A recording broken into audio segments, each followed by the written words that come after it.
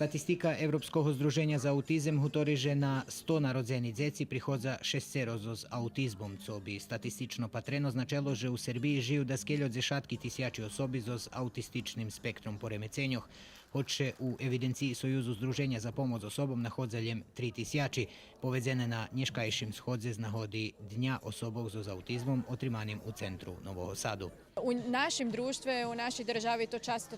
nedostatok finansijskih sredstv, ktorí by doprinjesli, že bi kvalitet potrimovki tim osobom bol na višim urovnju. Ja mušim pripoznat, že Horod Novi Sad dava dost veliku potrimovku všetkým tim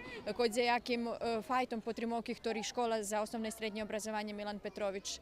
organizuje, jak co dňové prebuvanje, potim potrimovka samostojnomu životu, to je jedna nova fajta potrimovki u sistemu socijalnej zaštiti, ali všetko toto bi na dejaki sposob moglo zvihnuti na viši urovenj, ali to nje zaviši od nas pojedincoh, to sistemske rješenje. Društvo za potrimovku osobom z autizmom Horodu Novog Sadu tohoročnu kampanju okončuje pod motom Zvaľme barijeri za autizem vjedno, že by sme vybudovali dostupne društvo. Jak i prešlih rokoh, ono organizuje edukativni, kreativni, sportski inkluzivni podiji, tribini i viljeti u Novim Sadze pod nazvu Aprilski dni autizma.